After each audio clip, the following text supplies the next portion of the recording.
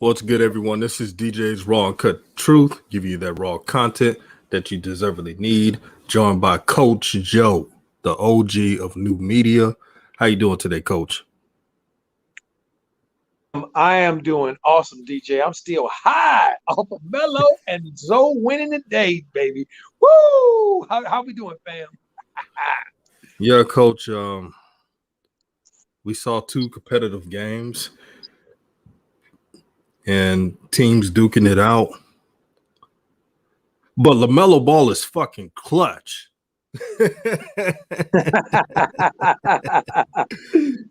He's clutch, man. He trying to put some people in retirement tonight. LaMelo Ball, like, I don't care how many years you played in the NBA. Chris Paul, I respect you, but I'm coming right at you. I'm going right at you. Facts. And LaMelo's points came within the clutch. Not just on offense, but on defense. Facts. Got steals, deflections, was very active. And I got a lot of people hitting me up saying, man, we should have traded for LaMelo. A bunch of fans. Knicks fans, Piston fans, Warrior fans, but they ain't going to say it in public. They should have drafted or traded up for LaMelo Ball. We told y'all this was going to happen. But y'all didn't want to listen. You wanted to let the LeVar hate cloud your mind. But damn it, you're going to hear the truth tonight. LaMelo Ball rose above adversity. He rose above the hate. You had certain teammates, and this is what I see on the court, looking off LaMelo. But when the time was right, LaMelo Ball took charge, guarding Devin Booker, then Chris Paul. He had to fight off the refs. And what did we tell you guys? That teams were going to be game planning for LaMelo Ball. They're like, no, they're not. So why are they putting their best defenders on LaMelo? They put Jay Crowder, which is the Hornets' best defender, next to Mikal Bridges. They had Mikal Bridges and Jay Crowder guard LaMelo. They took turns. Not Devin Booker, not anybody else. Those two. That's respect. And the refs were trying to do everything they can to take the W away from LaMelo. But LaMelo did not allow it. And I'm going to tell you a person I'm disappointed in. Gordon Hayward. You see a young brother cooking, and you try to do everything you can not to give him the ball. Yeah, I'm talking about you, Gordon Hayward. I saw the shit. Look, I haven't been saying too much on Gordon Hayward. I've been very nice on him. But that crap has got to cease. He's going to be on the Hornets for a little while because he got that big old contract. But I'm seeing it now. And I know most of you will say, Gordon Hayward said nice things about LaMelo. They all did. But I'm talking about the actions on the court. They got me turned up today, Coach. I'm going to let you take over the rest, Coach. Oh, no, DJ, you cooking, brother. I swear, I'm loving it. I'm loving the smell. I'm loving the aroma. What's cooking? Huh? What they say? Do you know what The Rock is cooking? Do you know what DJ was just cooking? Woo! On DJ's Raw and Truth. Okay, he was cooking. You should have heard. I can't believe what I heard Borrego say at the press conference afterward. This dude is so freaking ridiculous. He's sitting up here talking about um, they practiced all this stuff last year, and they're a clutch team, and all this stuff they worked on last year. Da, da, da. I'm like, dude, last year Melo and Gordon wasn't here. What the hell are you talking about? And then in the same breath, he goes on and say, well, we haven't had a lot of time together. We haven't been together a lot. We've been on the fly. We got to do everything on the fly. We don't have a lot of time. So which is it? Mr. Magoo? Okay, just stupid behind. Which one is it? See, the fact of the matter is, he just doesn't want to be honest about LaMelo Ball. But he did say that Melo was a winner. He said that Melo was a winner, and he gives their team confidence. He said that today, after the game, So he had no choice, and I was just loving it. He had no choice but to give Melo some props. Okay, but he still tried to slide in that it's his system. Okay, it's his system. Okay, when everybody who was watching the game, all of us that were on the thread, game, I see you there, my brother. Brett Law, the people that were on the thread tonight in the stream, we saw with our own eyes Melo defending like crazy. Put the team on his back in the fourth there when they needed it bad. When Terry was turning the ball over and Gordon was turning the ball over, they wasn't getting hardly no stops up and down. Y'all remember that? I was talking about it. See, and then Melo, what did he do? He said, you know what? That's enough of this. I'm going to take this game over. And I love how he was dancing on Aiden. Dancing. Doom, doom, doom. Doom. And then took him off the machine. dribble and went in dancing machine and did what? Took that thing on him. Boom, boom, boom. See, and just took over the game. See, I give Monk credit for keeping him in it in the first half, and then Melo brought him home. But where is that $120 million man? Where's Gordon at? I said it on the stream. This dude and Terry's supposed to be the dudes based on their salaries, based on their experience, based on how long they've been in the league. But who do we need to step up? Needed the young boy. Needed young Melo drip to step in and put that work in. See, I love how he took Crowder off the dribble. Crowder thought he was going to do something like, oh, boy, I'm dancing on your head, boy. And then went by him. Crowder thought he was going to block it. And Melo just took that long arm of his and just flipped it up right over his head. See, because Melo drip. But, yeah, this was a big win for them. And we also see that Melo does not show up like Zoe does and disappears sometimes. Melo's about winning. Coach, you, man. Coach is unfiltered, man. Don't get mad at the messenger. That's right.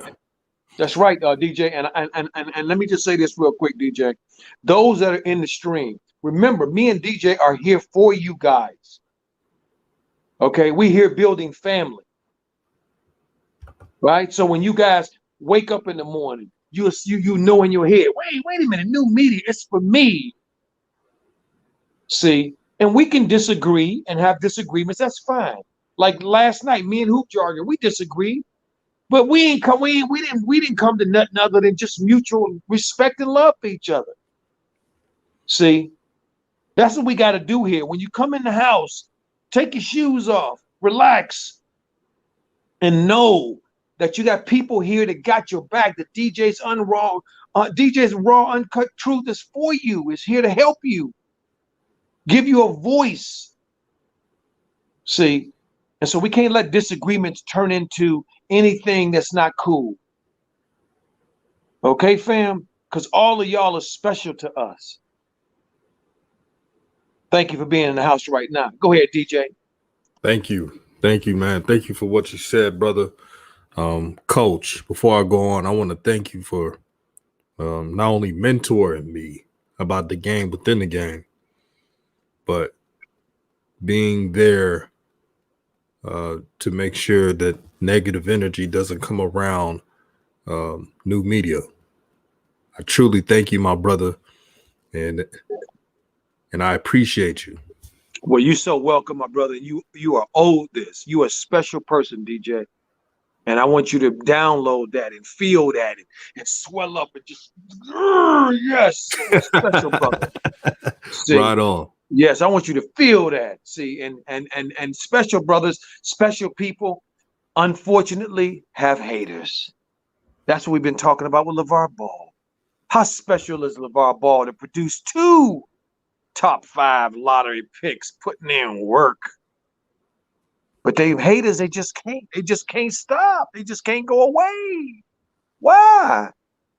Because they aren't what JJ put so beautifully in the collaboration with her and DJ in that video today. The real LeVar Ball. Y'all got to go see that at J&J Video. It's off the chain. The real truth. Got to go look at it. That's what we're here for, fam.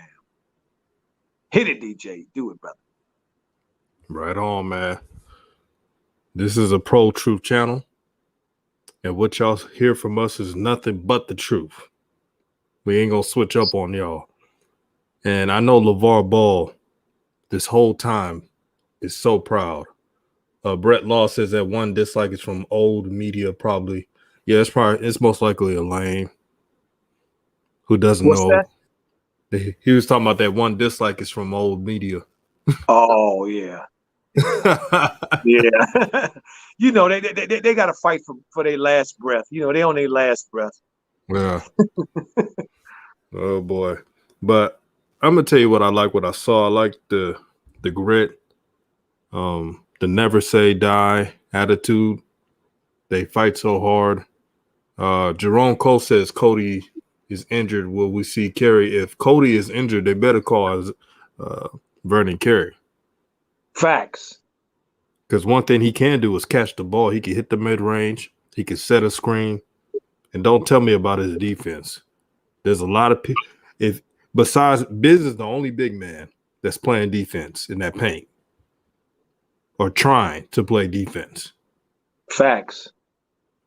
So I think he'll be just fine. They play a zone anyway. It's not like anybody playing man to man. Right. And who they got next anyway? That's a good question. Friday. Yeah, Friday got the Warriors. Healthy Steph Curry. Yeah. So they don't need they don't need the big, they can use Vernon Carey and Biz. They don't need Cody for that team. They ain't got no dominant big. But coach, the Warriors drafted the talented James Wiseman. The number 2 overall pick. They may need some girth down there. What Biz will put a body on him, and he'll put a body on him, and then we can get Vernon Carey can play against his peer, rookie on rookie, get in there. If Wiseman can get in there, well, go ahead, Carey, you get in there too.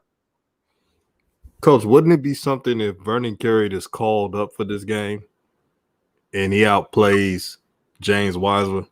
Oh, my stars. And I'm going to tell you, Melo can go a long way into making that happen, too. Because we know how he sets up. You rang. How he sets up the Butler. Right. See, the Butler sets up all of them. Look at him. LaMelo just be setting the table. Hey, you want one now? Okay, how about you? You want one? Okay, how about one for you? One over there for you. Hey, I ain't forgot about you in the back there. I'll give you one, too. See, so Vernon Carey, he needs to be up. Or Nick Richards, as Cat Prince said. One of them need to come up. Oh, yeah, that's a good idea. Taufik Soccer says, and Carey can shoot threes. Yes, he can. Good footwork, strong hands. Perfect teammate for LaMelo. He got them good feet work. And Melo had already said he like him. He didn't already gave him a shout out on Twitter. So, what y'all waiting on? You know what that's about? That's a message to the team. Yeah, it is. LaMelo wants Vernon Carey playing with them. That's a good point. Paige said that Vern is dealing with a lower back soreness. Oh, okay. Well, we got Nick Richardson, so they got somebody else.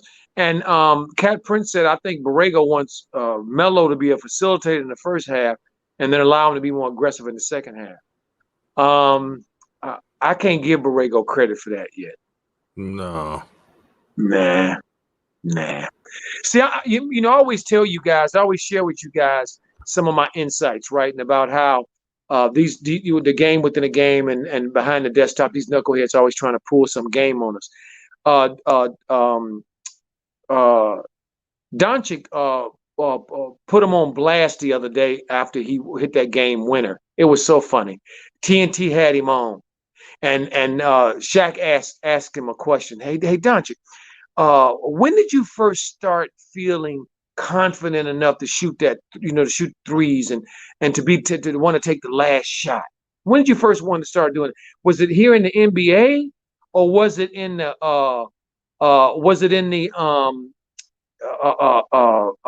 in Europe? Okay. See, that what he was really trying to do is say that Doncic, the dude we see now, is the NBA dude, and because of the NBA. When the fact of the matter is, this dude brought this with him from Europe, and he told him, no, he laughed. He said, no, I did this. So I did this over in Europe too. That's when I first, when I was growing up.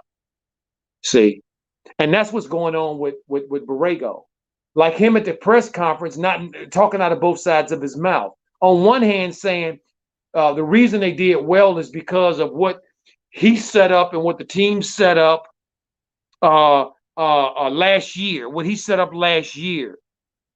Okay, that's what he said. What did they set up last year? Then he turned around and said, "Well, we haven't had a lot this year to do, to really work on because we're a new group, we're young." He talked about how the Terry and Gordon and Biz are the veterans and how they're keeping everything together, and the young guys that don't really understand. Wait a minute, what young guy is performing on this team other than Melo? Okay, and what the hell is Biz telling Melo and Gordon telling and Terry telling Melo when he better than all three of them? Knew how to play the NBA game when he got in here. Coach, what are they talking about? Yeah, go ahead. I'm tired of these coaches, and it's not just Borrego. It's just the NBA. Look at Luke. Look how the media and they were trying to give Rick Carlisle credit for Luka. Luka has been playing like this in Spain. He has won championships in EuroLeague at the highest level, not named the NBA. And they got the nerve to ask Luka, not ask, but tell Luka how his coaches are the reason why he's playing like this. He let them know firsthand. No. Spain, Madrid, they taught me this game. Not these American coaches. And the same thing with Borrego. Every press conference, he's like, James Borrego is the P. Diddy of press conference because he won all that credit. Look what I did. Look at our culture. He always talk about culture. Well, you had the number 3 overall pick for a reason. LaMelo is changing the culture. Not just LaMelo, but a couple of pieces. Now, we're talking about Cody Zeller may be out for Friday, right? Mm-hmm. And we talk about there's players they could call up. That's depth. Mm-hmm. But everybody wants credit now. LaMelo's been playing this type of way for a long time. The only credit I'm giving for LaMelo Ball is his father, because that's how he get those steals. He used to do that press, Chino Hill's press. That's how he be stealing that ball. And Jermaine Jackson. Jermaine Jackson taught him the game within the game in the NBA. How it's going to go down. So when LaMelo's on the court, he doesn't get fazed by anything. Refs call a bad foul on him, he doesn't get fazed. They try to make a stupid calls against him, he's not phased. That's who I'm giving props to. Joey And Romo says Melo not getting calls again. What you say, Coach? No, DJ, I was going. You absolutely right. And also, the fact that Borrego's talking both out of both sides of his mouth. See, it can't be both. It can't be we're resilient and we're doing all this because of the work we put in last year, and then turn around and say, well, this year we haven't had a lot of time and we're just doing things on the fly. We're just doing things on the fly. Where if you're doing things on the fly, Melo was playing the most, the most important and the hardest position in the NBA to play, point guard, and he's balling out.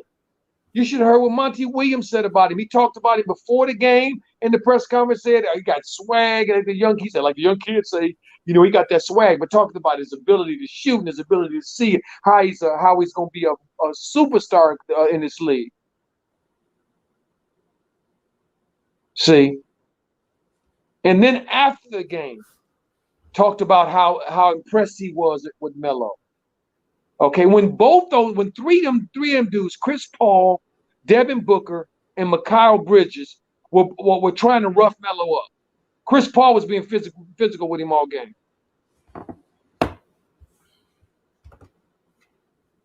See, Coach. So it's nonsense. Go ahead, my brother. Oh no, did you see that LaMelo finally got one call, but Chris Paul's acting like I didn't foul him, like he roughed him up. Mm-hmm. Did you see the one where Devin Booker grabbed his head? Yeah, I saw that one. He didn't get a call there.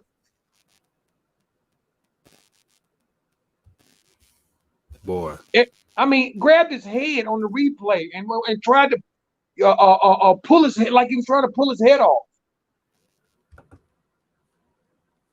This is it's ridiculous.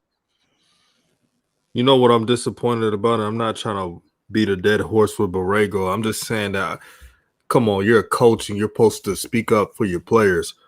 Now, James Borrego got a technical, I believe. He yelled at a ref for, who was it? Rozier? Terry Rozier. But he's never done that when they rough up LaMelo. Never. Not one time. Coaching is more than X's and O's. It's about the relationships you have with your players, to know that you're going to be by their side no matter what. And you know what else, DJ? Excuse me. I'm sorry. I don't want to forget this because I had already forgotten it. Borrego you good, Coach. also said in the press conference that oh shucks, it's starting to slip my mind. God dang on DJ. Shucks. He said his job is to coach. His job as a coach is to coach the guys down the stretch in situational basketball to get them to perform at a high level, yada yada yada. Okay, and I was like, oh yeah, cool, yeah, you're right. That is one of the jobs of the coach, without a doubt. Well, what the hell did you do to Coach Melo to do that? He was doing that on his own.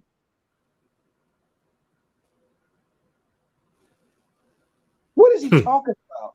He thinks that this dude must really think that the people who are listening to him outside of the reporters and DJ, I want to tell you, I saw a video, another video with Rod Boone.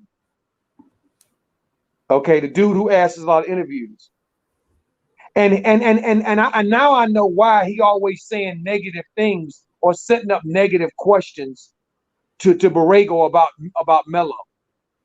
Because he said on this dude's show that he thinks Melo should still stay on the bench, and he repeated that talking point about, well, he only played so many games in this, and he's a rookie, and Monk hit the wall, or Miles hit the wall, or somebody, PJ somebody, and we don't want Melo. And it's like, dude, you can't stop nobody from hitting no wall. What the hell are you talking about? Right.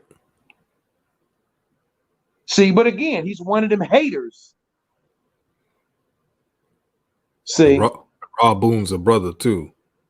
mm. Mm-hmm. Pathetic. Mm-hmm. He tried to give Melo some left-handed compliments, and left-handed compliments are when you give somebody a compliment, you say something negative first or critical first, and then you kind of say something nice. That's a left-handed compliment. Coach Brett Law says James Borrego said they're clutch because of what they've done last year. Like he's everybody's seeing it, man. What kind of man? Last year they had only 20-something games won. Clutch, DJ, clutch. Wow. If they were clutch, Coach, if they were clutch, they would win at least 40 games. Now, I understand if someone says the Hornets are scrappy because they were picked to win 15 games last year and they won, 26, 27. I'll give them that. But clutch? Hell no. Clutch. Didn't want to give LaMelo props, so he talked about last year. And he didn't want to bring up Devontae Graham because he be watching the media. Don't think James Borrego don't. He be watching all these platforms. So he's coming up with ways to not bring up Devontae Graham, but to bring him up because he was on last year's team. Mm-hmm. And JG, thank you for the $5 super chat to help grow the nation. He said it seems like in the second half of schedule that just came out, it's harder for the Hornets. But I'm very excited to see the Hornets versus Lakers coming up. The Hornets, metric-wise, have the hardest schedule in the NBA. Mm. If you look at the Western Conference teams, the back-to-backs, they've been playing a lot of games. This is not a schedule you give to a team that had the number 3 overall pick. And you know something else, DJ? I heard I hadn't seen it yet because I didn't have time to research it before the next show. Is that the Melo's the Hornets second half gonna be on TV a lot because of Melo, a lot more apparently. And a lot of good teams, Coach. I'm looking, boy. They're gonna be playing. They're gonna be playing the Lakers, and then after the Lakers, and this is later on, like March 18th. After the Lakers, so I'm gonna read when it starts at the March 17th, right? Okay. Nuggets, then Lakers, then Clippers, then Spurs, then Rockets. I know they're on a losing streak, but they can, they could show up here and there.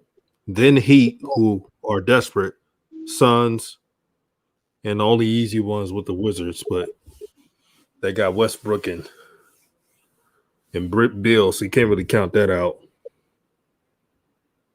Well, I mean, my feeling is ain't no easy games for this team. This ain't no veteran-led team. No. This ain't no championship team. So ain't no gimmies to them for them. Every game they play is gonna be a tough game. They can't look at the schedule and write off nothing. Yeah, you're right, AB. He does. What's up, AB? You right. Shout out to AB. Yeah, he always bring up last year. You ain't lying. As if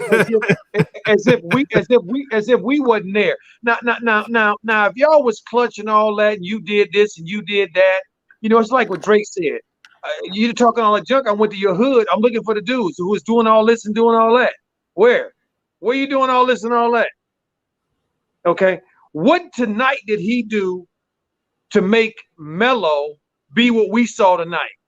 AB, I want you to tell us that. You saw up close LaMelo in Lithuania. You saw LaMelo up close in the JBA. You saw LaMelo up close in Lithuania. Tell us what this tool James Borrego taught Melo.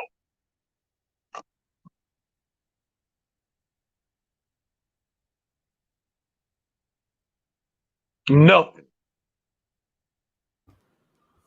Hey, Coach, I want to show you. I'm going to show you this audio clip of Mark Jackson at the Lakers Jazz game talking about LaMelo Ball. I want you to listen to this real quick. LaMelo Ball is the real deal. He is absolutely the real deal. He's going to be a superstar in this league for a long time to come. Mark Jackson. We didn't say this. Coaches are saying this. And the brother deserves a job. Yeah, I said it. And he's blackball. I wouldn't say blackball. He's whiteball. Won't give him a job because he got his own faith. And you talking about respecting people, and the NBA talking about respecting cultures, but you don't respect Mark Jackson's culture.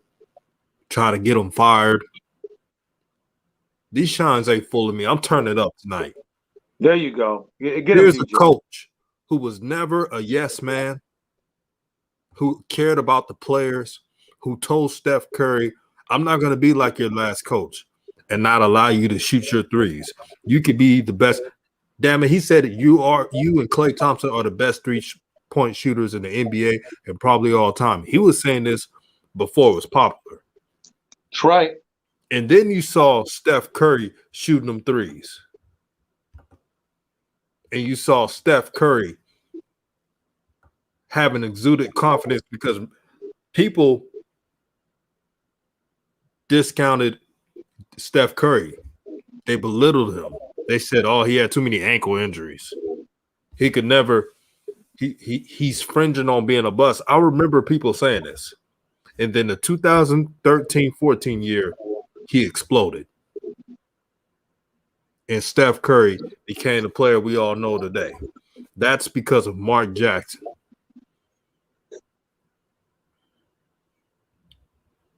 And look at Steve Kerr without KD, without Klay, and just Steph. Yeah, they're in the playoffs. But, Coach, is Steve Kerr really coaching up anything?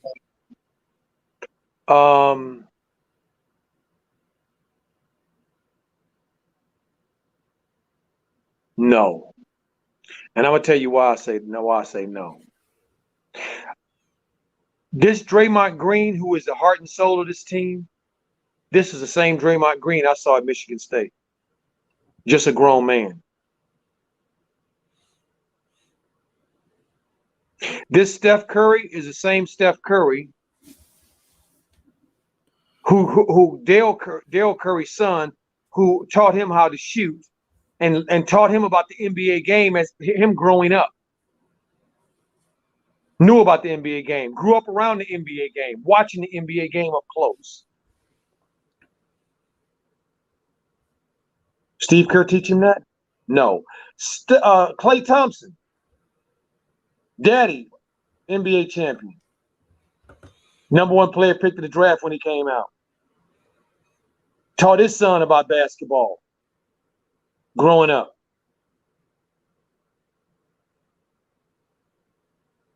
Do I give Steve Kerr credit for that? No, I do not. Ridiculous. See, so no. That's all truth, man. Coach knows. He's been around the game, so he knows who's a good coach and who's not. AJ Watson, and thank you, AJ, for the $2 super chat to help grow the nation. Coach, he said that the Hornets are the only playoff seed, as of right now, of course, that does not have an all-star. Right. I can imagine. I can agree. I can believe that, and that's because we talked about this. The NBA would not allow Melo to get picked. And then they try to lie, Coach. They tried to lie to the people and say that LaMelo didn't get 200, at least 200,000 votes. That's a damn lie. He got 6 million Instagram followers, and then Twitter, he's popular. Snapchat, he's popular. He's popular on YouTube. He's popular everywhere. So just say you didn't want a rookie in an all-star game and stop lying to the people. Saying, oh, LaMelo didn't reach 200. Cut the crap. I saw people voting for LaMelo talking about if you put all-star, hashtag all-star, you see people saying vote for LaMelo. All through these couple of weeks, they've been doing that. Mm-hmm. Trying to lie to us. Oh, he didn't get that many votes. Cut the bullshit.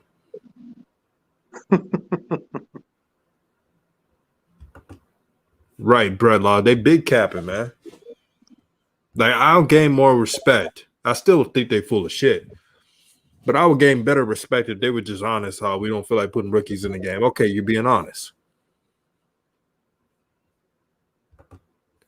David F said I voted for Melo like 200K times. There's people that voted for LaMelo so many times, they spent hours. And I believe it. Look. The young people of Melo's peers, okay, they already showed us that they know how, and they love to manipulate people using the media. Okay, we just saw what the young people did with the GameStop thing. We just saw what the young people did when 45 was doing his thing, and they bought all them tickets out in Oklahoma City for that speech of his, and they bought all them tickets out, and nobody showed up. Okay, because they just wanted to put it in his face. So I have young kids as well. I have two teenagers as well, and I know how they are about this social media stuff. So do I believe that? Hell to the no. Look, Coach Paige Castone says I voted every damn day. These are the young folks. That's right. They got power, man. That's right. That's right. You know what I'm talking about, Vern, what they did to Trump? But, Coach, you hit it on the nail. If these young kids got the power to do that, and you got a young, talented player, LaMelo Ball, who's very popular with the young ones, you're going to be out here. The NBA is going to be out of their way to tell us, oh, they didn't vote enough for him. Please. They didn't vote for LaMelo enough. That I will never believe that. Brett Law asked, "What did you do to Trump?" Trump had a big old supposed big rally in Oklahoma at one point during the pandemic and stuff, right? I mean, we're in the pandemic, but they were giving out tickets. You know, you had to get them online. So a bunch of young people decided to get together and start communicate over social media to get all these tickets. You just had to sign up for them. You didn't have to buy them to get all these tickets. So a bunch of young people got a bunch of tickets, hundreds of them, okay, just to hold on to them, so that when the rally came, the crowd wouldn't be hardly that big. And that's what they did. But yeah, Coach is using that analogy to say that kids, these teenagers, these young folks got power. And they know it. See, they know it. That's what I'm saying. They not only have power, but they know they have power. And I believe they would have taken their belt off on the NBA and their hypocrisy and voted Melo in. Right. Ain't no doubt in my mind. I believe that. Facts, Coach. Shout out to 704 Bound, a New Media Nation United member. Hope you're having a good day, brother. Shout out to JG for the $5 super chat to help grow the nation. He says, facts, Coach. All these men had the same game in middle school. It's just more polished. Melo been making these passes since he was a kid. Ain't nothing new. Was a freshman that should have been in 8th grade. Moved up a grade. It was destroying folks. He did the same stuff then. Facts. So look what we're really talking about, DJ. We talking about a kid that's supposed to be not even in the NBA yet. Right. That's what we talking about. And he's up there dominating. Okay. Come on, guys. We can't make this up. Now y'all see, many of y'all gonna begin to see why we so much on LaMelo. Because of what we see. We know what we're looking at. And we're trying to share with you guys so y'all can enjoy it and be a part of it as well, and not get sidetracked and start and your joy gets taken away based on the old media mess, which is they trying to control how you feel left and right. That's why y'all notice when I doing the game, I was getting mad, but you notice I started cracking jokes. I started singing, doing other stuff. Why? Because I ain't gonna let them take my joy of Melo away. And they were trying tonight. Coach, even when LaMelo had 4 points, I was confident the whole game. Mm-hmm. It's the type of style and the Hornets, and I'm not trying to blame the team for, but it's clear as day. I'm sure the coaches, not all, having to talk to LaMelo. Hey, LaMelo, maybe get your teammates involved more. I mean, I think he shot 3 shots until he Mm-hmm. definitely did in that second half. Later on in the second half, and he Mm-hmm. still got 20 points. This kid is special, man. See, to me, DJ, what he did tonight reminded me of an old point guard back in the day that I used to watch in Detroit. Interesting that JJ, his mentors from Detroit too, and used to watch the same thing probably. Right? See, this is what Isaiah used to do when he first joined the Pistons. Before they became real good, and he was trying to when they were coming. Isaiah used to do this.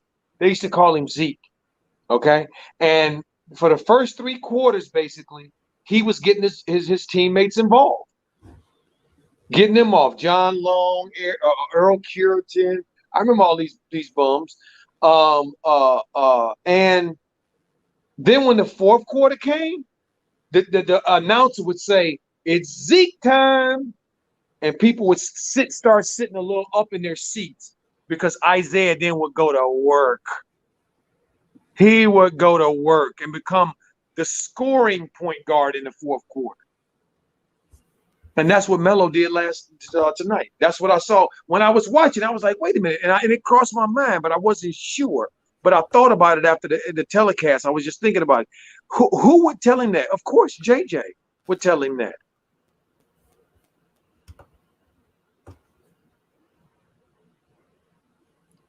See, the So great ones know. Young Bird Chess said he gets his teammates touches early because he knows he can get them whatever he wants. Well, you that's correct, but that's not accurate right now, Young Bird Chess, because Borrego's been playing with his minutes, okay, and playing with the substitutions. If he had already been given the keys, okay, then I would say, for sure, yes, this is what he's doing. But he still hasn't been given the keys yet. Guys, Devontae Graham hasn't come back yet.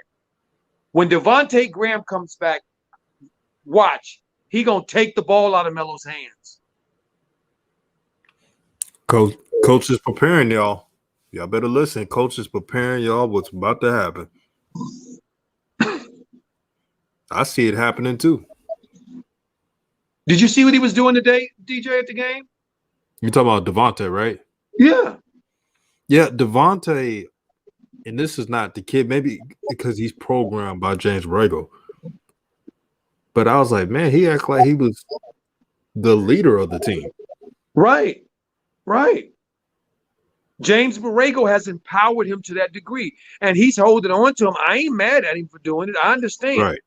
If I was on my last contract, if I was in a contract year, and I needed to get that bag, and the only way I can get that bag is through the coach, and he's pumped. And he's for me too, man. I'm doing exactly what Devontae doing. So what I'm saying, I'm not against Devontae from doing that. I'm just pointing out what's obvious. See, and that's that this is going to affect Melo. And I'm going to be hot.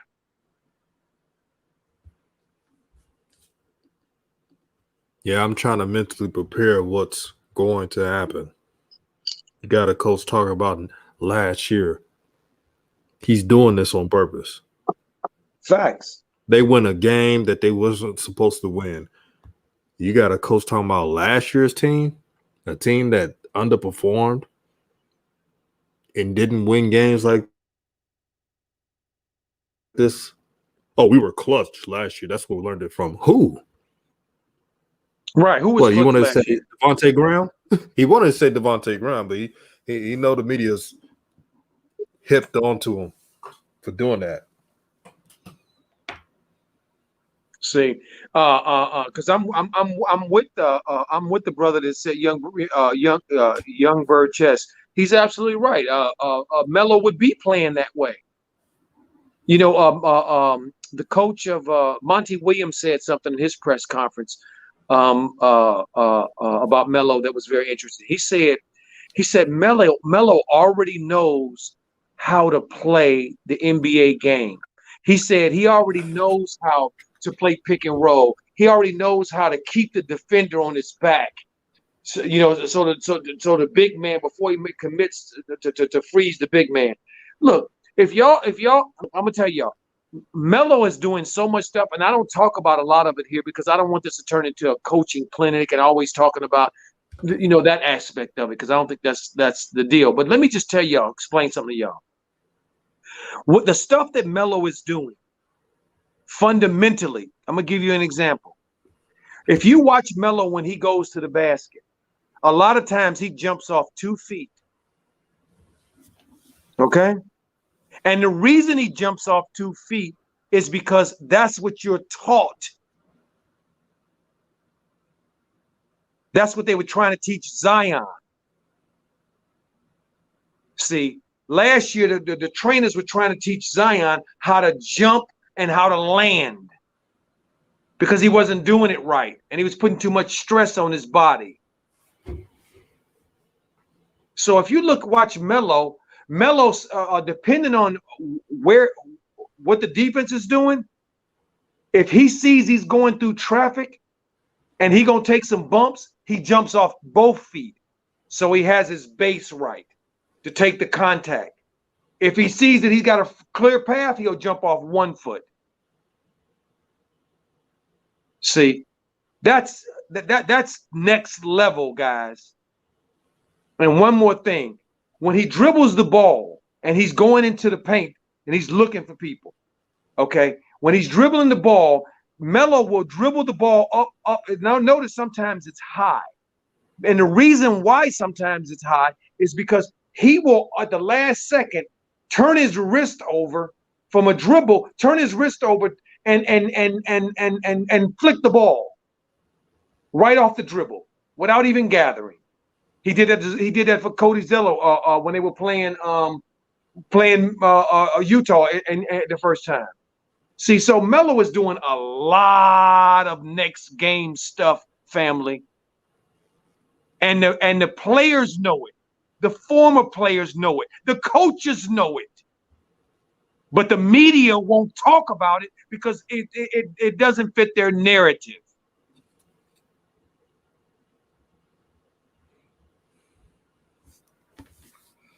Coach is preaching today. Preaching, my brother. Thank you, DJ. And that's right, 704 bound. Hit that like button. Share. Yeah, I hear you, Brett. You said I don't have to. This is unreal insight. Don't apologize for turning it into a coaching clinic. Thank you, Brett Law. I appreciate it. I'm not, but I'm just saying. The reason I get so excited about Melo because I see him doing amazing stuff. And you know what? I've heard one coach mention it, and that was Steve Kerr. Steve Kerr said after that game the Hornets won when his press conference he said. LaMelo has great footwork, great fundamentals. How you gonna say that about a 19-year-old and then this dude over here want to try to take credit for it? Man, pass me with that nonsense. Coach, you know what's so amazing about LaMelo?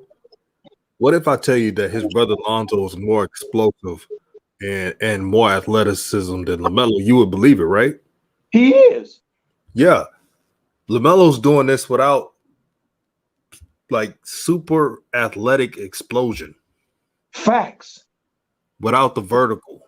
Facts. He's doing it like Doncic and he's doing it like the Joker. At his own speed. Nothing but fundamentals. But the shines that old media try to lie to us and say that LaMelo had no fundamentals. Facts. That's crazy. So how does a young man who just turned 19 a couple months ago have no fundamentals, but he doesn't have supreme athleticism like that? But that's when they catch themselves slipping. Like That's why I'm Borrego. loving every single minute of it. That's right, DJ. Like Borrego, talking out the side of his mouth, saying on one hand that they learned this, and the reason they're playing this way is because of last year. Last year. But then turn around saying, well, we haven't had a lot of time and we doing everything on the fly and the rookies. What rookies are playing again? Melo's the only rookie that's playing. What the frick are you talking about? See, what he's trying to say is he's trying to give Gordon and Terry and Biz the credit for how Melo is playing. See, he wants to give everybody credit other than LeVar.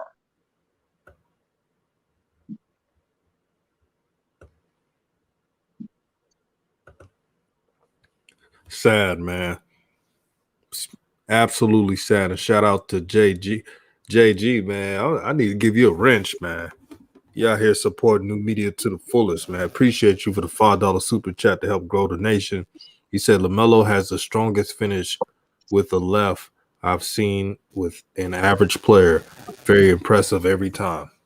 Yeah, that finish on the left is deadly. Okay. Let's look at it.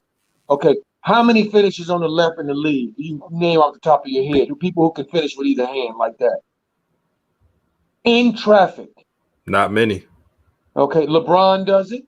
Yeah. Kyrie does it. KD does it. I'm thinking. Anybody else got anybody? I can't think of any. I'm thinking. See, Melo's left hand is just as strong as his right hand when he's dribbling and going through to the basket.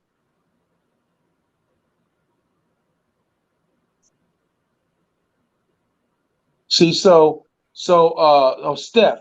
Oh yeah, Steph can get that, but Steph doesn't have the length to get around and do like Melo. Melo can take 2 steps and be at the rim. A step and a half and be at the rim with his left hand. Where Steph has to manipulate a little bit more. Steph's got a left hand though. You're absolutely right. Steph's got handles. I don't see Kawhi that much doing left hand like that. Kawhi to me is mostly mid-range. That's his strong suit to me, is his mid-range. So, yeah, so not very many is the point. Okay, yes, we can name as many, but the point is not very many. Which speaks to Nick Young telling Gilbert Arenas that Melo is top 10. Yo, coach, your mic. I'll let you back in. That's the amazing part about LaMelo. LaMelo's still growing. He's still growing.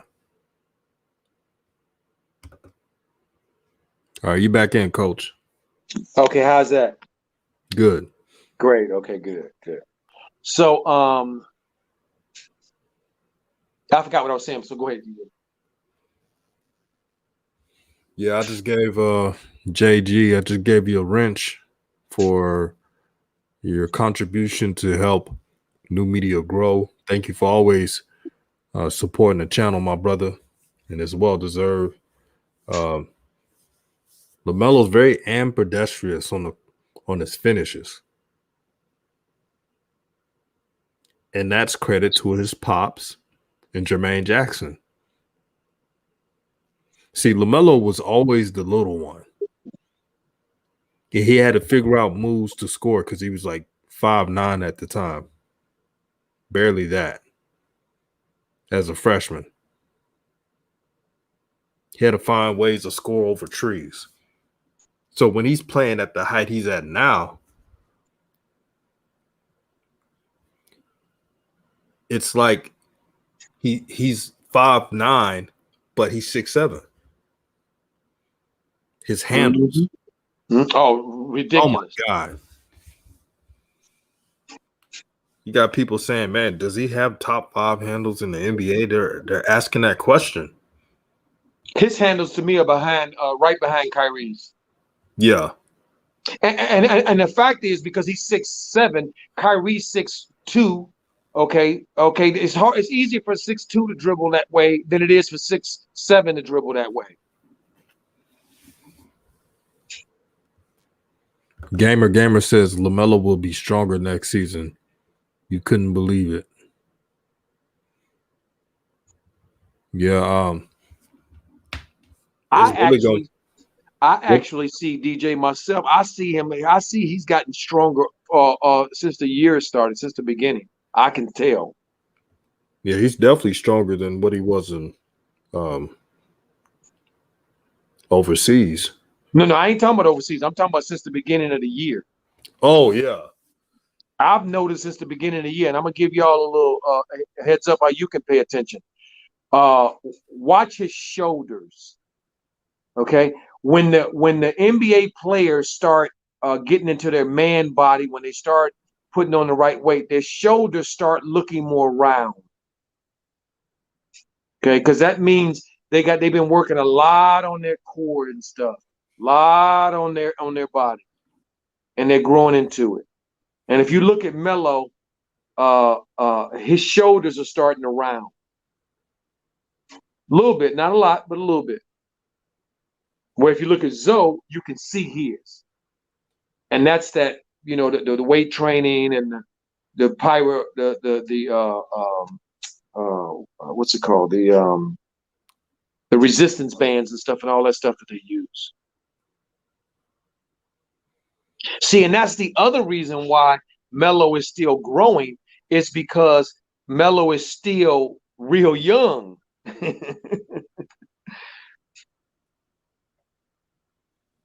Yeah, that's the scary part. He's going to be growing.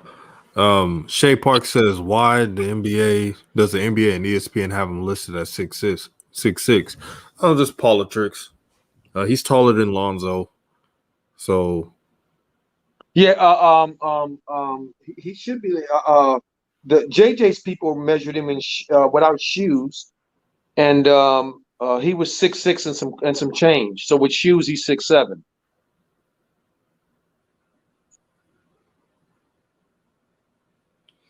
you know how the NBA is. I hate that. They need to come up with a better size requirement for how tall you are. Like, I understand if a player wears shoes where the heel is a couple inches, that gives them like 2 inches taller or something like that. I understand nipping that under the bud, but without shoes totally, and all these players play on the court with shoes, it makes no sense. Somebody said, I'm trying to find who. Oh, Big Boy Gaming said not that. He said somebody was talking about the best handles here. I'm trying to see who that was. Donnie said Kyrie, Harden, Curry, Dame, and Chris Paul best handles. Yeah, I would say that's pretty good. Kyrie at the top, and then Melo. James Harden's got handles. Absolutely, he has handles. But James' handles are just to score. Melo's handles are, well, no, I shouldn't say that, because James is a hell of a passer too. He is a hell of a passer too. But when he's dancing, he's usually just scoring. And none of those dudes except Harden is near as tall as Melo. Kyrie, Curry, Dame, and Chris Paul are all small guards. It's so impressive. That's right. He's very tall with these elite handles. Mm-hmm. People on social media. Now, this is the new excuse I'm telling y'all now to prepare y'all. Oh, LaMelo dribbles too much. Well, if it's working, it's working. Maybe LaMelo doesn't have to dribble as much if the team and the coaching staff will push up the pace. Maybe that will work. Shoot, they slow the pace down so much. I don't blame LaMelo Ball. Shoot, I'd probably do the same thing if I had a Heck man. yeah. Heck yeah. I mean, it's amazing that I'm telling you, I'm just blown away. I really am. I am blown away that Melo is so NBA ready. It's really blowing. To be honest, I got to tell y'all, he's not.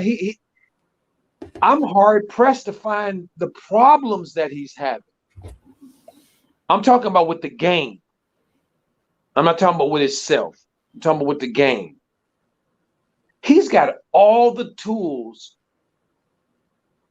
at 19. Amazing footwork, passing, dribbling, rebounding, shooting, free throw shooting. I mean, knowing how to run the pick and roll. There's a point in the game where Devin Booker came down and he got an easy one, that first dunk, that dunk that he got. Melo ran the ball right back down, knew they needed a basket, and got peeped and got Miles a dunk.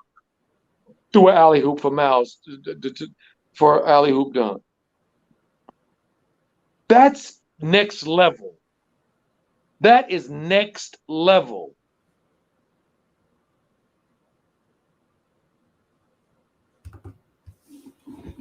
Man, such a joy to watch, man.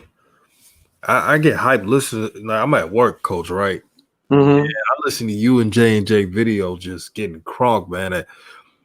I can't wait to do this stuff full time. You imagine me doing streams every day? I know, huh? Man. I like it. Sound like a real cookout up in there. Mm-hmm. Me and J&J was on it today, boy. And the room was lit. The family was lit, boy. Man, I missed out, man. I was like, Elijah Shaw says, where it is written that because you have played longer means you are better at handling the ball when LaMelo was doing it before some of the today's stars were in college or getting ready to go. Facts. Big facts, Elijah. Big facts. Ball Out. Shout out to Ball Out for the $5 super chat to help grow the nation. Said, it's Claudia. Me and my son had so much fun at the game. Oh, that's Claudia Portia Taylor. Yes. Hey, Claudia.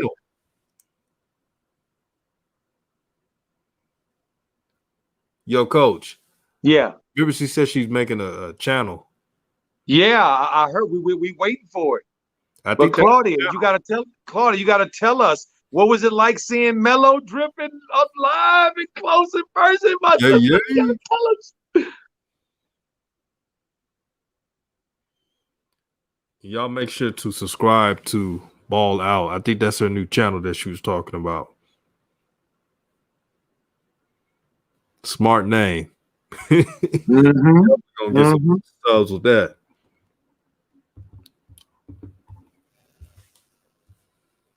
She said it was awesome. I want to ask her one thing. My sister, tell us what surprised you, if anything, about Melo.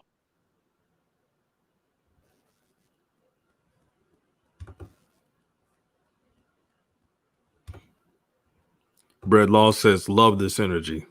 That's what we do. We give out this good energy, and it comes right back to us. And we appreciate everybody.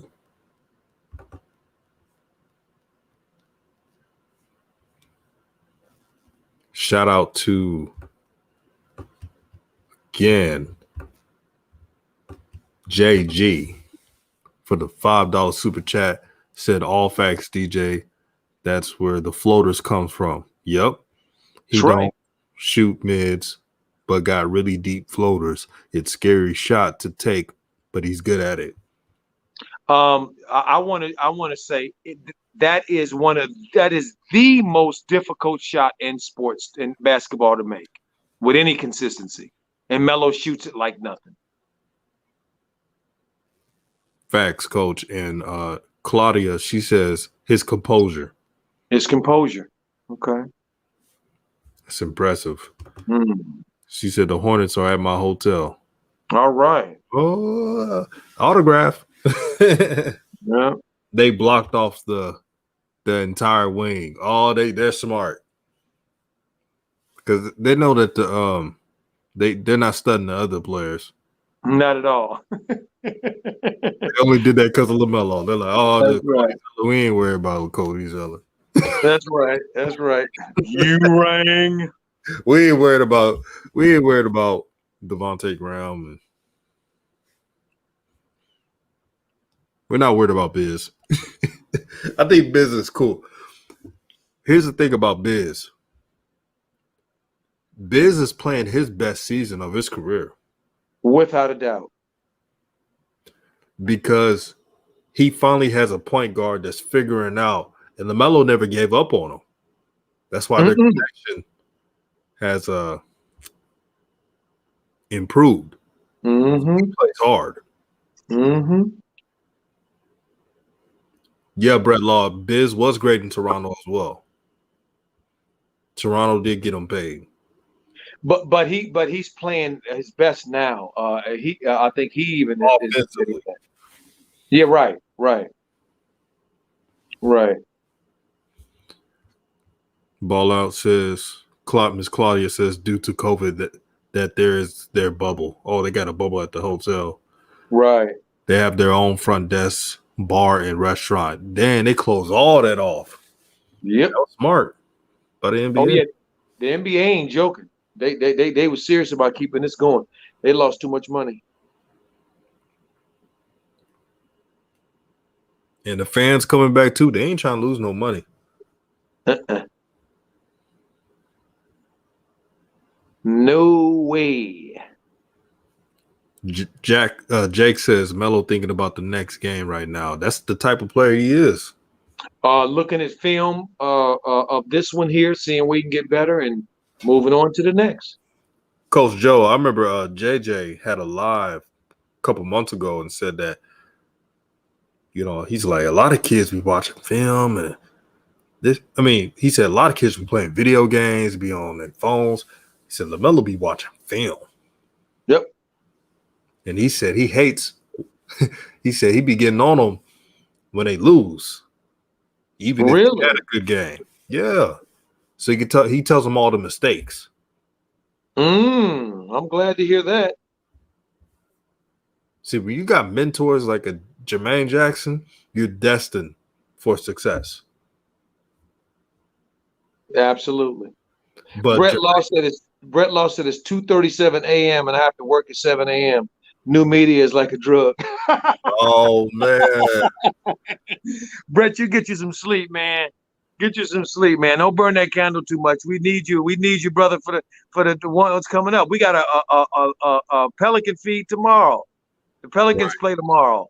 So yeah, we need you, brother. You've been here. You've been riding with us. You've been riding. Get you some sleep, man. You ain't like Coach. Coach, disabled former Marine. I get to sleep in. You don't get to sleep in. Come on, man. Shout out to the folks who serve in the military. Y'all know what it is. Claudia says LeVar did that to him. Yeah, I know a lot of people don't want to give LeVar credit. It takes a man like LeVar to give another man like Jermaine Jackson trust. Facts. When I saw, I think it was on Ball in the Family, we all saw it, when LeVar teared up and talked about how Jermaine Jackson meant to him and his family and how he was able to spend more time with Tina because he knew Jermaine Jackson will take care of everything. That's a blessing. Facts. But y'all try to lie and tell us that LeVar is arrogant. He's all about himself. No, you believed it because you believed in old media instead of using common sense.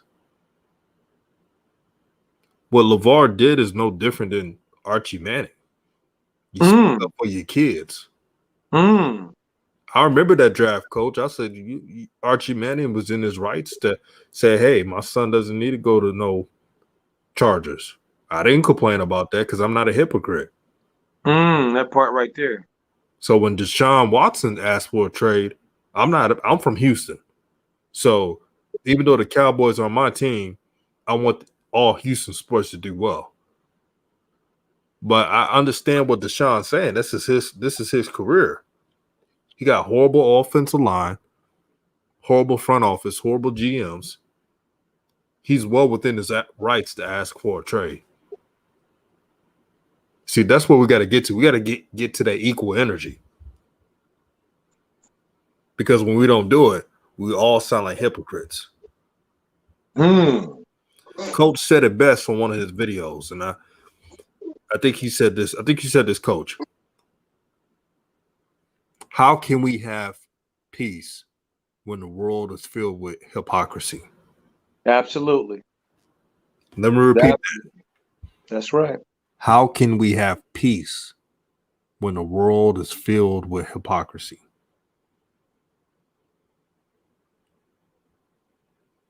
I want y'all to think about that, man. I want y'all to think about them gems. New media, man. This is a family, but not just a family. It's a way of life.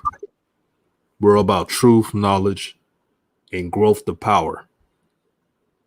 We're trying to grow new media into something that we can't even imagine. But it all takes everybody doing their part. I'm doing my part, Coach Joe doing his part, J&J Video, Son of Jones, and plenty of others, Rev. They're all doing their part. Oh, Ball Out says Booker is a crybaby. I saw that interview, that post-game interview. I don't know. He seems like a brat, Coach.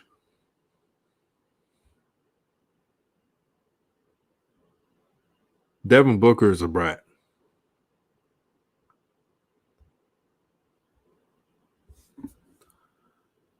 Gamer game. You cool and all, but when you said let's talk about Melo, I could talk about whatever I want. I have a ruling class mentality, and I'm proud to be a black man who was never told what to do. So I could talk about anything I want on my show. It's nothing personal. I'm just letting you know.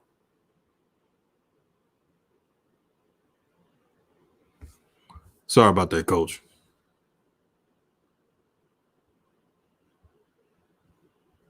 Coach Joe, you still there? Can you hear me? I'm here. Yeah, I hear you now. Yeah, sorry. Yeah, no, I hear you. Go ahead. Yeah, I hear what you're saying, my brother. You know, we gotta remember, fam, that we're all in this together. Okay, Right. so anything you want to share, you want to shout out, you want to say, just do it in that way that you would like it be done to you. That's all. Yeah, it's all good, gamer game. It's just Yeah. letting you know. Hornets have Golden State next. Or who they got next? Hornets got Golden State this Friday. Steph Curry Friday. will be playing in that game. Yeah, he played tonight. Yeah. So unless he has another mysterious illness, we should see him on tomorrow. I mean on Friday. Taufik says somehow Booker's on the All-Star team. Yeah, he's an All-Star reserve. Boy, they was having a pity party for him all week. I knew he was going. Once they did that through the media waves, I said, "Oh, Devin Booker's going to be an All-Star reserve." There's a lot of players that got snubbed, but Devin Booker's like, yeah. There's only one player that I thought should have maybe not been picked. Who? And that's from the East, and he's one of my favorites. I just don't think he's having a good year so early on. And that's Jason Tatum, and their team is playing horrible. See, they're playing horrible. I think their record is worse than the Hornets right now. Yeah, they are. Okay. Right now. You can't have two All-Stars before the All-Star game under 500. and 2 players on that team. I don't think that's right. I agree with you, Coach. Because if you ain't playing winning basketball, then I mean, the NBA is full of people that can score.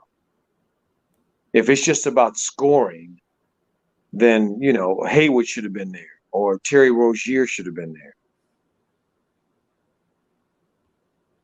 It has to be about more than that. 704 bound Charlotte says Boston is the 9th seed. Ouch. And they got 2 All-Stars? Thank you. See, that's ridiculous. You can't have that. You can't have 2 All-Stars at a team that's in the 9th place in the East. Come on, man. Coach, I'm looking at all these coaches, and I know this is random. I know y'all want me. I love talking about LaMelo, but I got to address this. Coach, I don't see enough black coaches in the league, man. Man, don't even get me started on that subject, man. I am so hot about what Minnesota did, and also what the NFL has been doing as well. It's just blatant disrespectful. It's blatant disrespectful in 2020. This ain't 1950, 1940, 1960. This is 2020. And we're still having conversations about the rightness or the wrongness of how we handle inclusiveness and meritocracy. I mean, this is just ridiculous. See, makes no sense at all. Because it's all, in this respect, it doesn't make any sense that it continues because we know that there's a better way. If Minnesota knew a better way, they wouldn't be on their 5th coach in Cat's career. Cat ain't been around that long. He wouldn't be going through 5 coaches.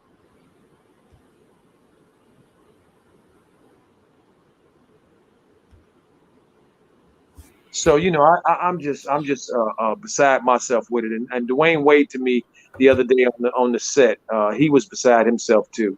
It's like saying, man, this is how long his words were, how long are we going to put up with this, and why won't they listen to us? Coach, Dwayne Wade was like, I might as well not bring it up since y'all ain't gonna do anything about it. All y'all gonna do is talk about it. Facts. And put some drama on it, because the NBA like clicks. They don't want to do anything to start change. They just want to have the conversation go on for a couple of clicks. And Taufik, I like he said, Master Silver, because he acting like one right now. He said, "Oh, I am that Master Silver picked Booker to replace the All-Star game." You called it, bro. Adam Silver is so predictable, man. All his moves, he fits the status quo. There was somebody saying that Adam Silver is the best commissioner of all sports of all time. I've heard that before. Well, he is the best of all time when it comes to the appearance of things. He does appear to be the best. Right. But upon closer examination, he doesn't. You can tell that it's all a bunch of nonsense. Yeah, I see right through that, Buster, man. I mean, this is what's so absurd about it, guys. I mean, just on the face, the president of operations or the general managers of the Minnesota Timberwolves said he hired Chris Finch, who was an assistant coach on the Raptors bench, because they knew each other and they had a relationship. Okay, that's what the narrative is. Okay, all right, fine. Well, why is it when I see black coaches in the NBA, or Michael Jordan, let's take him for instance, when I look in the front office of the Charlottes, he's a black owner. Why is still the front office all white almost? See, something stinks in Shanghai. This is ridiculous.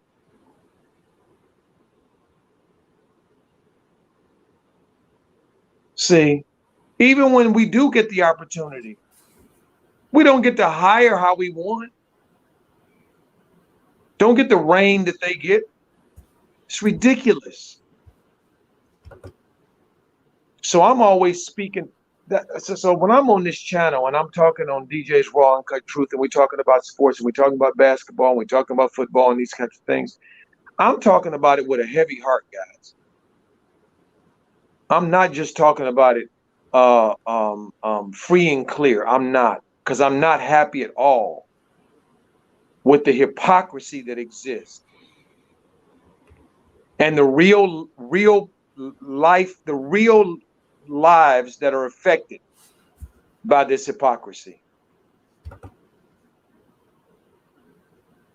See.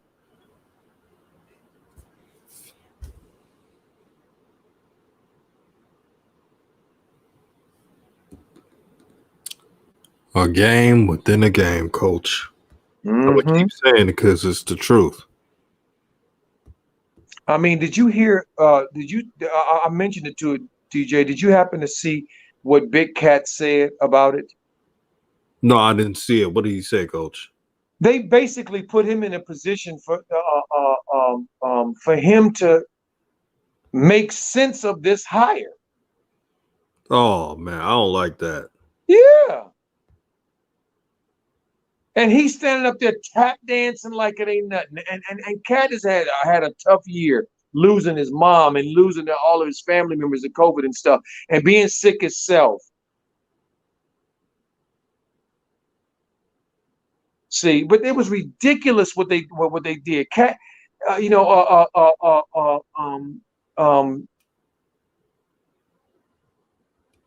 putting this brother in a horrible position.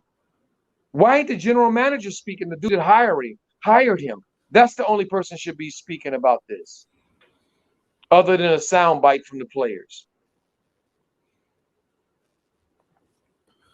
And I know a lot of people, they may get annoyed if I bring up Mark Jackson, but I was really disappointed that all the proven, because I said this, Coach. I said if they're not going to hire Mark Jackson, meaning the Nets, they should have hired Jock Vaughn. Jock Vaughn did really well at the bubble,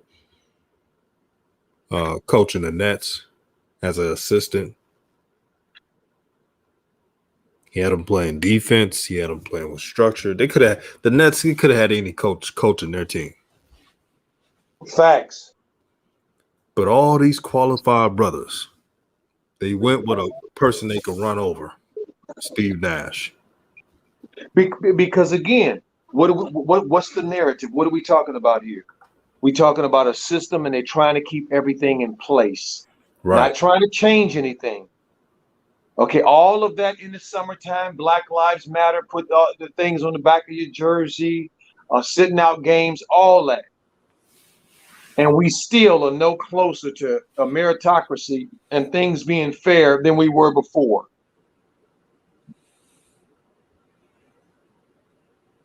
Facts. Coach, Taufik says something. Remember this, Coach? He says they called Zoe soft for trying to help his mom through her illness. I remember. Heck yeah. I'm still pissed at these shines. It was Kentucky fans. I remember the Kentucky fans calling him soft. Yep. Trying to duck De'Aaron Fox. He didn't care about that damn game. And I don't And believe no kid would. And no kid would care about that game. Their mama's sick and had a stroke and near death. Made fun of Lonzo. I hated Kentucky. I wish Kentucky lose every game after that. I expect them to perform. And his mom, and you know what's sad, Coach? Mm-hmm. They forgot when Lonzo went into Rupp Arena and put on a show and destroyed Kentucky. Show did. But they never. No, they never even talk about it. They never even talk about it like it didn't even happen. Nobody thought UCLA was going to be Kentucky the first matchup. I know I didn't. Nobody picked them. They were underdogs. Vegas picked Kentucky.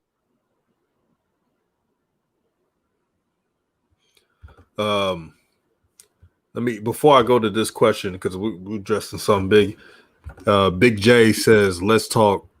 Big J, let's talk says, after the many years, how does it change? Can it change? Well, the only way you could change a system, you got to eradicate the old ways.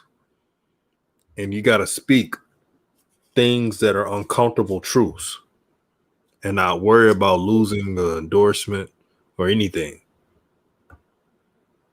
To have great change takes great sacrifice.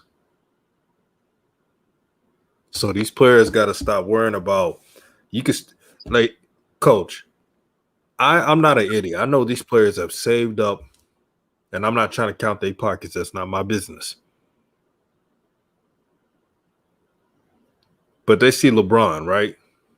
Facts. That he has his own school and he partnered up with the school districts and everything, provided, like you said before, housing for parents. You see other athletes say, I can't do it because I'm not LeBron James. No, you can do it. You just don't want to do it. You rather settle for easy stuff to do. Oh, I'm gonna make a low budget documentary talking about HBCUs. I'm doing something. I don't have to do anything. That's that mindset. We call it the I'm doing good enough mindset, meaning you don't have to do too much and you get credit for easy stuff.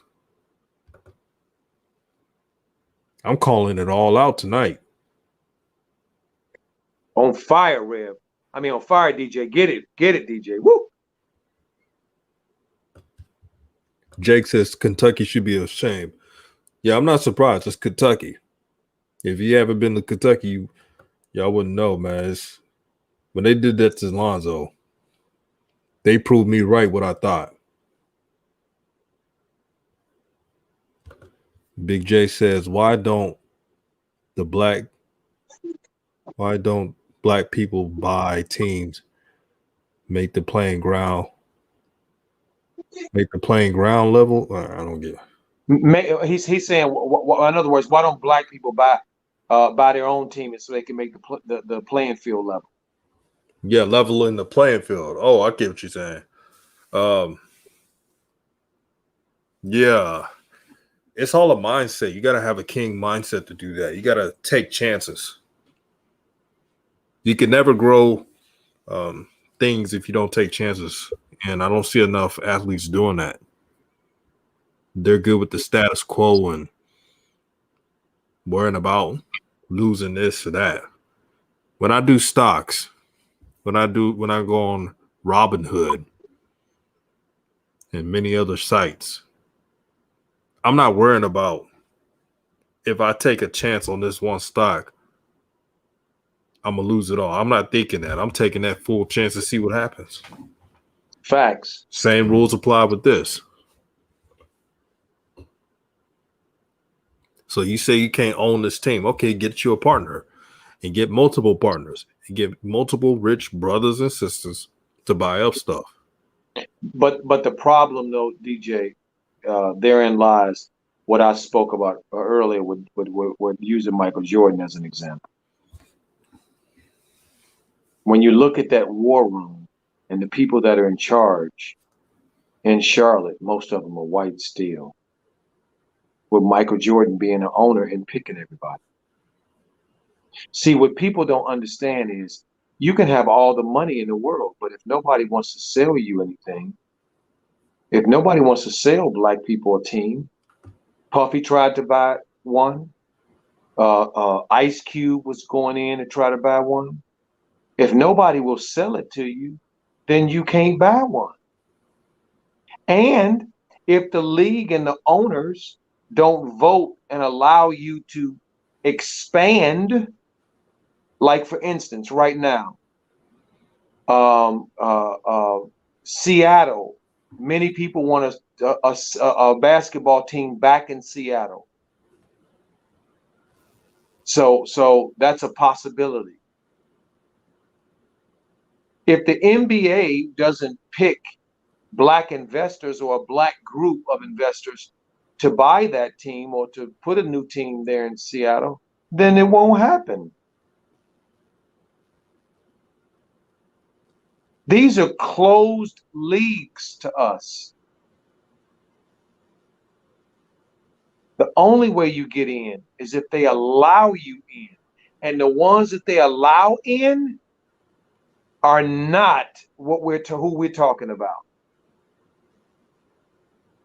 Because all they gonna do is keep things as they are.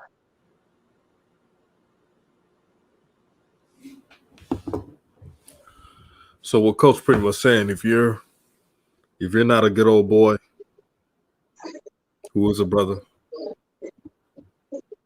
then they're not gonna give you that opportunity. That's right. Because remember, this is a closed system. This isn't a public business. This is private business. The NBA, the NFL, Major League Baseball, hockey, these are private entities. These aren't public entities.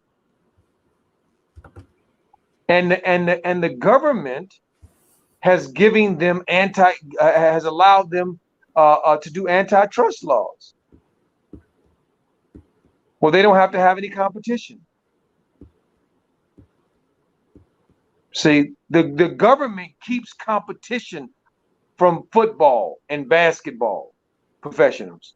So it'll stay status quo. We tried to have the USFL. It was a joke. The season, the football team overseas over there, it was a joke. But all those things had the blessings of the NFL too, though. Except the USFL. That was Trump. They didn't want him to have no team because he tried to buy a team and they wouldn't let him buy a team. So they didn't want him a part of their group. Just think about that, family. Trump tried to buy a team and the owner said, kick rocks. We ain't letting you buy nothing. We don't want you in our ownership. And remember, the NBA kicked out the Clippers owner. So they have the power to do what they want to do. And they have said, we're not selling any teams to black people. Right now, there are 12 black billionaires, I think, in America now. No reason in the world that they can't, they don't have the money. They do have the money. They don't have the access.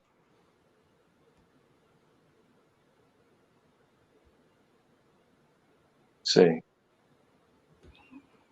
Coach, shout out to King J95 says, why first taking undisputed, not talking about LaMelo? Of course, they follow the rules of their bosses. Yeah, the complexion mob. Their bosses.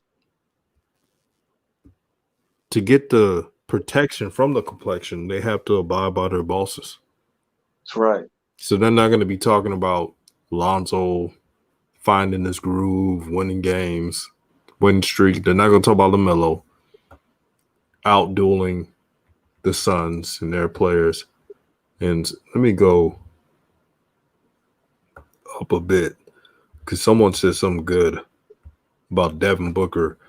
Barbara Bruni, shout out to you, says y'all got to watch Booker. Him and Ball was beefing, didn't even dap after the game. I saw it.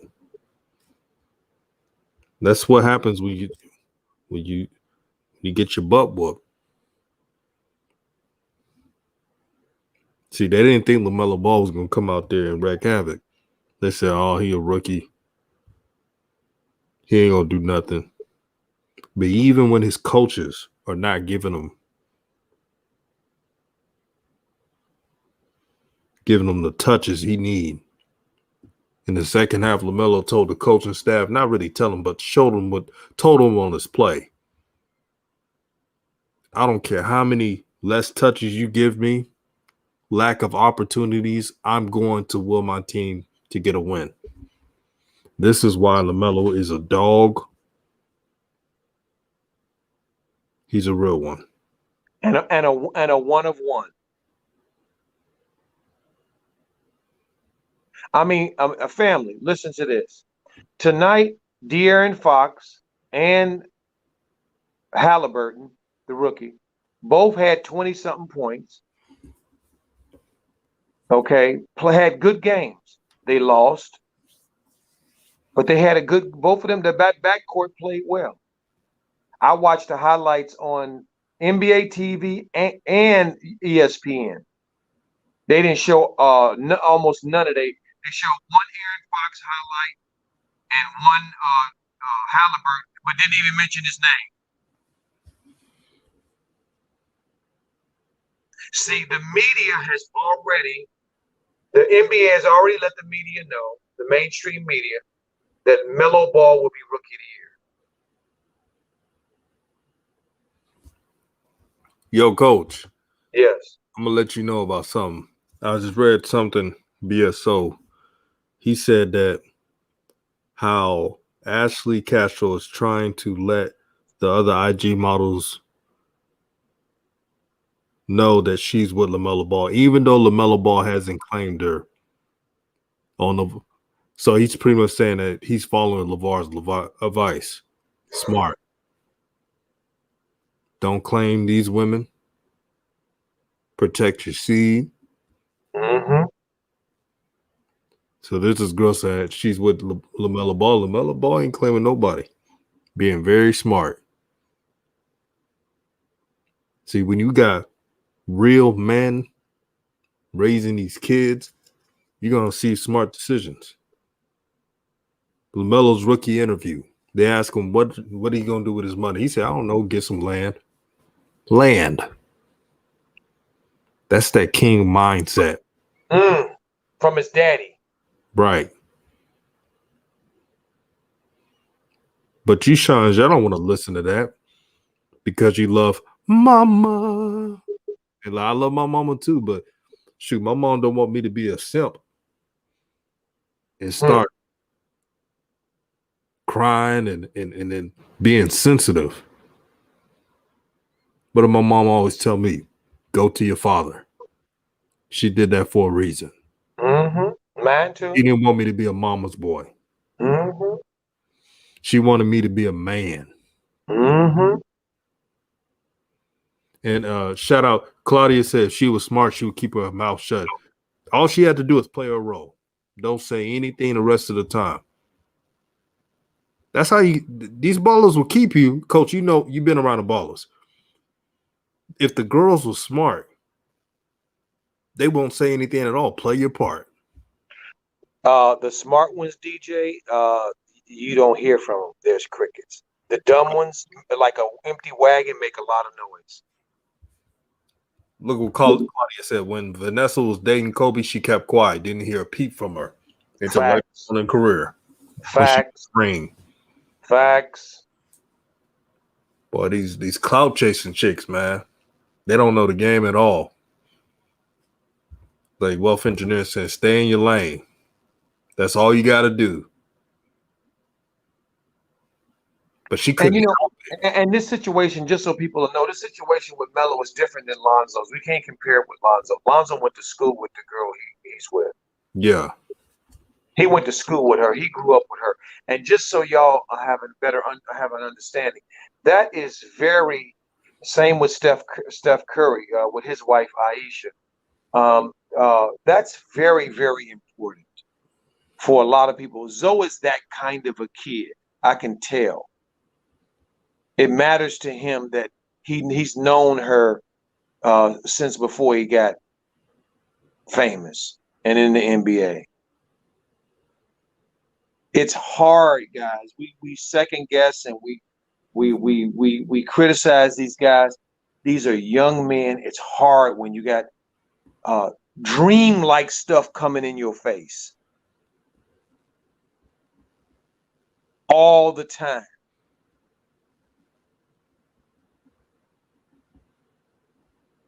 Okay, and there's many of us that stand on the sidelines and want to point fingers and judge them and what they should do and what they shouldn't do and all this other stuff. Well, if it was that easy, it would be that easy, but it's not that easy. You're talking about young men who come from difficult, they come from little of nothing, many of them, most of them. Now all of a sudden are being able to live their dreams. More money than they've ever thought of, they've ever dreamt of. I read somewhere that Melo got his money from Puma up front.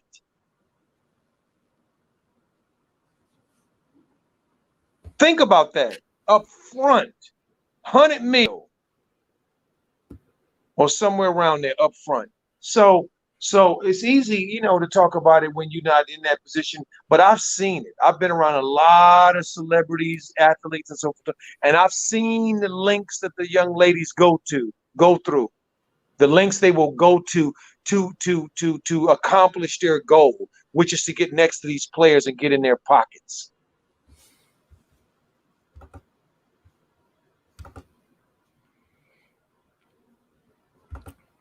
Claudia says Jello needs to get his ex Jaden back. She loved that boy.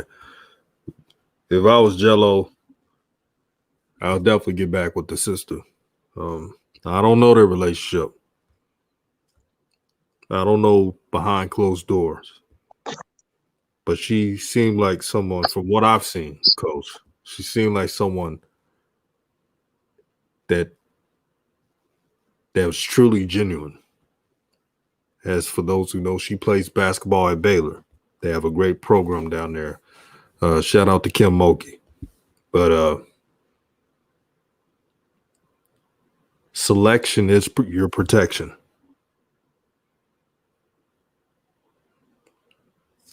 Now, I don't have kids right now, but it takes luck. It takes luck, I tell you, man. The selection. Mm-hmm. I didn't allow I was going to say concubine, but I'm going to use another word and be respectful. I didn't allow stragglers to tie me down. Mm. And that's what LeVar's teaching his sons. Mm-hmm. Now, I know y'all bringing up Lonzo, but Lonzo, he known the least since he was like, what, 6th grade, middle school, even some say elementary in Chino Hills. She wasn't new to the family, okay? No, she was not.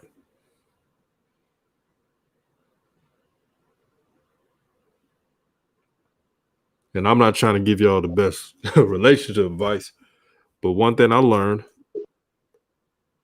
for the brothers in the chat, man,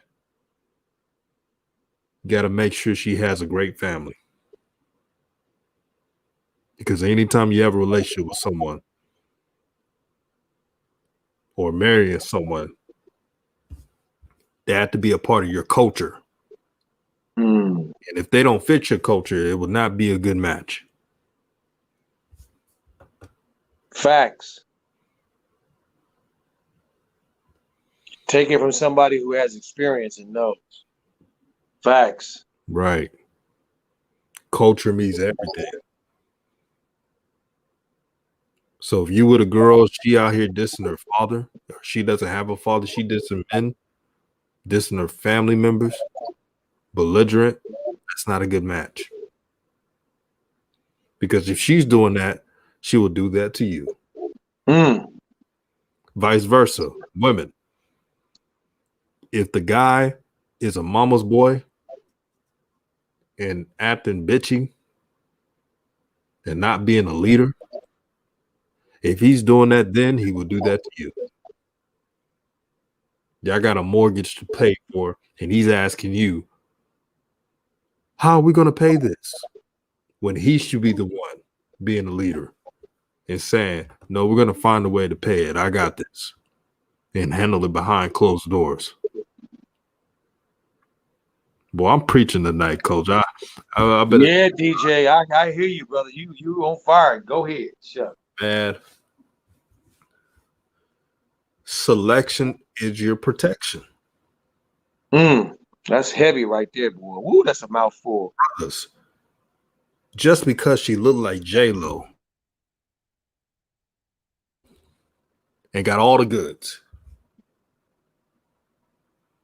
don't let them ruin your life. Did you see I don't know. ESPN? Hey, I don't know, DJ. I might let a J-Lo ruin my life. I don't know. Yeah. You gotta be smart with No, it. I'm just teasing. I'm just teasing. Smart. You gotta be like what LaMelo do. LaMelo ain't claiming nobody. I'm sure he's seeing that girl, but he's like, man, I'm listening to my pops. That's right. Bar That's right. don't claim none of these females. I don't care if she in it. I don't care if she an actor, a singer. Don't marry nobody until you're done with the NBA. Facts. Facts. And Melo, I would say that more than Lonzo and Jello, because Melo is the unicorn, Right. and that could really derail his trajectory without a doubt. So, yeah. So, and I think he's gonna do that. Magic Johnson. He met his wife in college. He met Cookie in college, but he didn't marry her until he was damn near almost done with the NFL. I mean NBA. See, Michael didn't do that, and he ended up him and his wife ended up divorcing because that life is just very, very difficult. See, but Magic was very mature, and he listened to his dad. He told Cookie, he said, "Listen, Cookie, I'm married to the NBA right now. I can't give you what you deserve while I'm playing." So he didn't marry her. And then when he was ready to marry, he married her. And how long has Magic been married to Cookie? Man, since like early 80s. Okay, so a long time. So the proof is in the pudding. If and how many kids they got? 2, 3, something like that. So the proof is in the pudding. Brett Law, he's asking how did Magic Johnson get HIV? Well, he gotten too much sex capades without protection, man. All up in Hollywood, man, and caught slipping. So, He wasn't married when he got HIV, by the way. So somebody said he cheated on her. He didn't cheat on Cookie. He didn't. He wasn't married to Cookie when he got HIV. didn't they like take a break? Something like Yeah, that. They took yeah, a break. yeah. He told her that he couldn't commit to her like she wanted to, and however he caught it, he caught it. Okay, however he caught it, he caught it. Okay, so that's not the issue. The issue is how he dealt with it, and Magic dealt with it amazingly. He helped the world deal with it.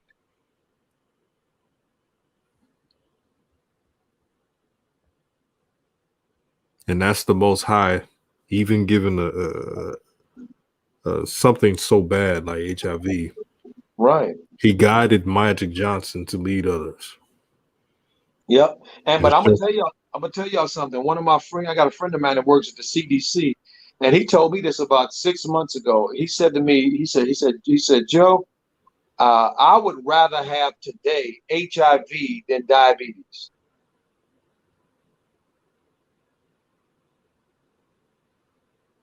crazy. What? I was like, what? He was like, yep. He said you can live with HIV, and the medicine they have today, it won't even be detected in your body. But ain't no cure for diabetes. I was like, That's oh, crazy. wow, okay, all righty then. That's what he told me, and he wouldn't lie for no just to be lying.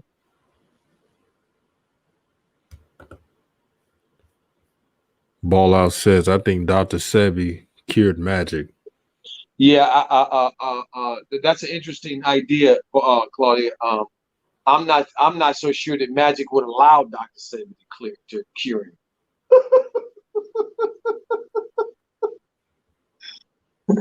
If you get what I'm saying. Right. Man, this stream, coach. We talked about it all. Yes. Yes, Man, indeed. but I'm gonna end this stream. Got another live stream tomorrow. Pelicans. Yes, the Pelicans. We got Lonzo again. Lonzo didn't have a great scoring game, but they won, so that's a good thing, and that'll go in his win column, so that Stan Van Gundy can't remix it. Him and David Griffin, okay, remix it. So I'm happy for Lonzo because I know he wants to win. Lonzo is about winning, so Absolutely. And hopefully one day he gets traded. They play the Bucks. oh my stars, TNT. Boy, this all is right. a TNT game. Yeah, that might be good. 6:30, right? Yeah, 6:30. Yeah, 6:30. So me and J and J gonna be me and J and J video. We'll be on it. Right on, man. They said So long. family, listen, we're gonna be on the stream tomorrow for the Bucks and the Pelicans. So come on, come on up and bring your energy and bring your yourself and let's take new media to the next stage. Before I go, this J Rose says podcast type stream, man. Fire. We just know this game, man. We know how YouTube works, but we just keeping it real with y'all. Ain't doing nothing really special. Just giving y'all what y'all want. Truth. Now who is to say soul pancakes? I know Coach was a player with the ladies. Hey, soul pancakes, what you doing there? hey. Man, y'all better stop that snitching, man. Hey, I don't know nothing. Pancake there. You peeping game now. How you noticing my silence? See, some of these people, some of the family on here, real smart. I know. I'm not a player. I'll just crush a lot. Oh, there we go. Man, I thought you was a player. Nah, I just crush a lot. That's right. Brett Law said, Coach, I think I seen you out in Hollywood before with the ladies. Yeah, you may have. I don't know. Brett. Coach Joe, this gonna have you laughing, man. When I was in college, I was talking to this one chick. This back in 2012, and I would call it my side piece, but she didn't really know what it means, and I made it what I knew. I said, she's like, what does that mean? I said, it means that you by my side all the time. She's like, oh, okay. All of a sudden, I busted out laughing, and I called that the whole time. I'm like, you my side piece. Because you by my side. Oh, man. Good old. I mean, I'll tell y'all one story, okay? One story, okay? One story really quickly before we end here. I was in a club in Hollywood, as Brett said. Brett, that dog. And some years ago. And if you guys remember, Spike Lee, one of his first movie was called She Got to Have It. And so I was in the club, and me and her met, and we hit it off. And so we in the club, dancing, hanging out. And I see some people from my hometown, from Chicago, and I'm in LA now, from my hometown, okay, who I hadn't seen in a number of years. So they see me with her. Next thing you know, I'm getting calls from back home. Man, Joe, we hear you out here with the Hollywood honeys. You doing this and you doing that. I'm like, shh. Okay, here we go. So I've met a few people in my life. Yes, I'll say that's true.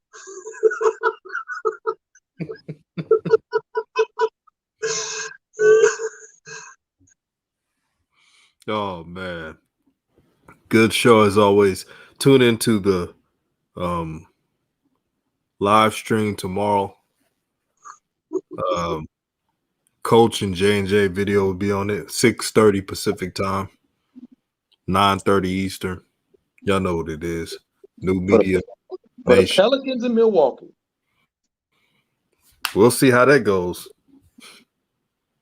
I think it's going to be interesting because you can't pencil Milwaukee in no more. They struggling like a wine on the corner with a can. Okay, you don't know what the hell they gonna do. That like the wine. He don't know if he gonna get some drink tonight or not get some drink tonight. He don't know what. Same with them. We don't know what the hell they gonna do. Man, we don't know what's gonna happen with that team, but we'll have a show. But peace out, everybody. Coach Peace out. And Brett Law, you got me laughing. Oh yeah. So I want to just say thank you again, DJ. Appreciate you, my brother, so much for all your efforts and all that you put in here. And just remember, fam, when you got haters coming at you, okay, it's a couple ways to deal with them.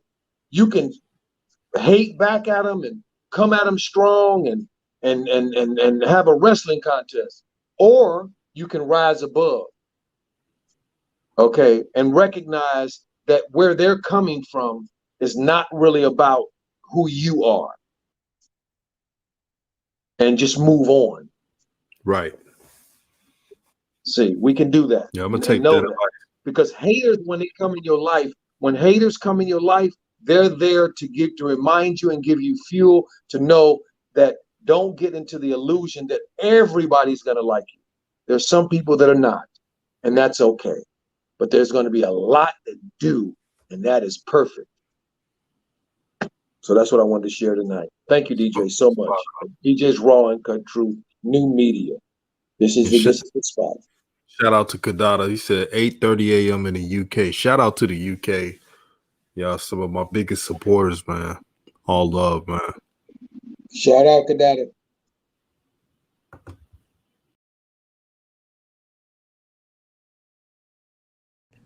Let me tell you something. Back in my day, let me show you.